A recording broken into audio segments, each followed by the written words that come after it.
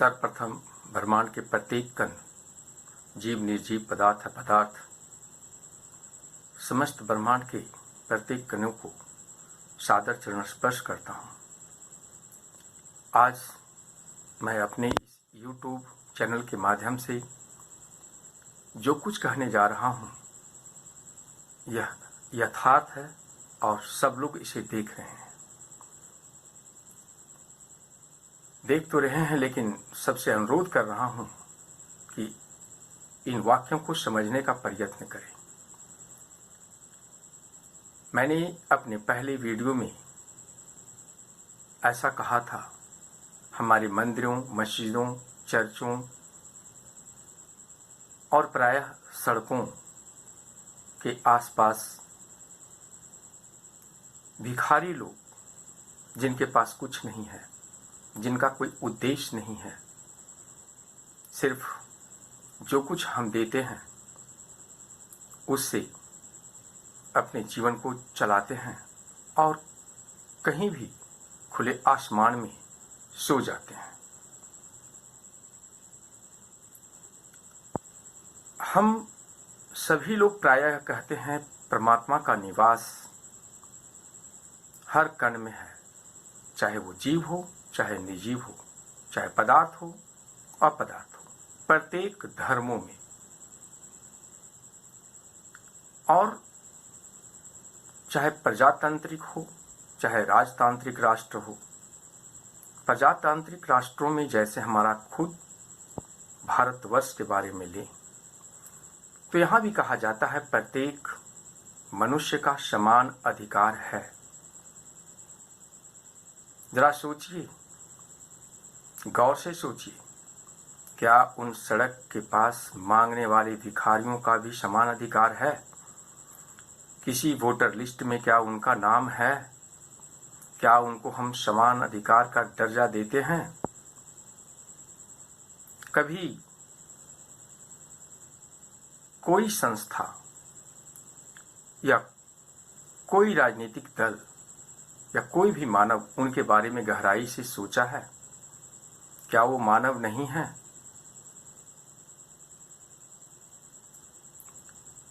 सब कुछ हमें तो दिखावा लगता है, यह कहने के लिए कि सबों का अधिकार समान है।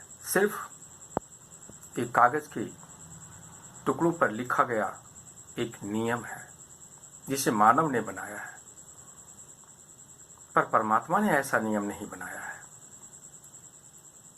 जो कोई भी लोग होते हैं, मंदिर, मस्जिद, गुरुद्वारा, चर्च सब में जाते हैं, अपनी प्रार्थना, अपनी इबादत को करते हैं और वहाँ से आने के बाद बड़े शान से कुछ उनके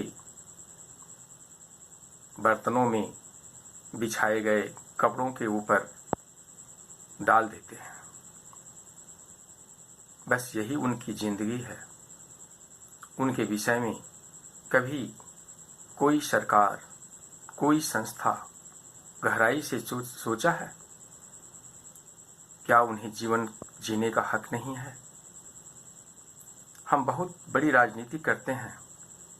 जब कोई विभीषिका या कोई आपातकाल या कोई घटनाएं कहीं घट जाती हैं,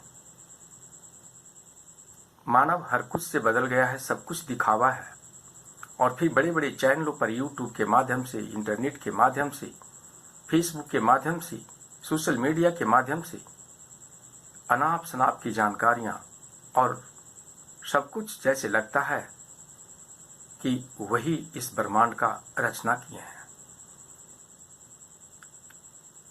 कभी तो मनुष्य अपने आप को परमात्मा साबित करने में भी कोई कसर नहीं छोड़ता है। मैं सबों से अनुरोध कर रहा हूं, पथभ्रष्ट मत होइए। और अगर पथभ्रष्ट मनुष्य होता है तो विनाश अवश्य है।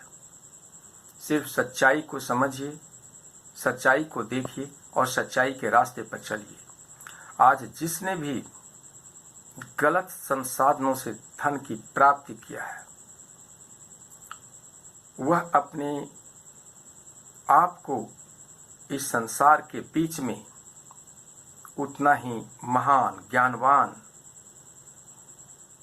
और शक्तिवान दर्शा रहे हैं। जिनके पास जितनी भीड़ का हुजूम है, वो धर्मगुरु अपने आप को उतने बड़े विद्वान सब कुछ दिखा रहे हैं। और मैं तो पहले ही कह चुका हूं, परमात्मा प्रत्येक कण में है, पदार्थ अपदार्थ में है, और वह सिर्फ 5 एलिमेंट है। और ये 5 एलिमेंट, 5 तत्व की शक्ति, 5 तत्व से ही सब कुछ हम प्राप्त करते हैं। और इसकी शक्ति जिसे विज्ञान समझ नहीं रहा है, इसकी शक्ति को कोई रोक नहीं सकता है। इसलिए समय है, सुधरिए, अपने आप में सुधार लाइए, नहीं तो ये पंचतत्व सब कुछ नष्ट करने जा रहा है। सबों से अनुरोध करता हूं, एक एक शब्दों पर थोड़ा सा गौर कीजिए, अपने हृदय में सोचिए और सच्चाई को अपनाइए, नहीं कि अहंकार को और झूठे शानो शौकत, मान मर्यादा और झूठे और पाप ढंग से कमाए गए इस कमाई को। मेरा काम है अनुरोध करना,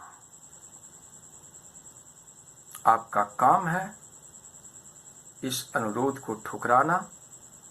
आप ठुकराइए, पर इंतजार कीजिए, बहुत कुछ हो लिया। मानव के अहंकार चरम पर पहुंच गया है, तो ये प्रकृति भी अब चरम पर पहुंचने जा रही है। सावधान होने का समय है, सबको जागृत होने का समय है, अपने मनोमस्तिष्क को बदलने का समय है, नहीं तो यह प्रकृति अब सब कुछ बदलने जा रही है। विशेष I am sending my heartiest respect and regards and paying my heartiest asperse to every particle of universe, either that is matter or non-matter.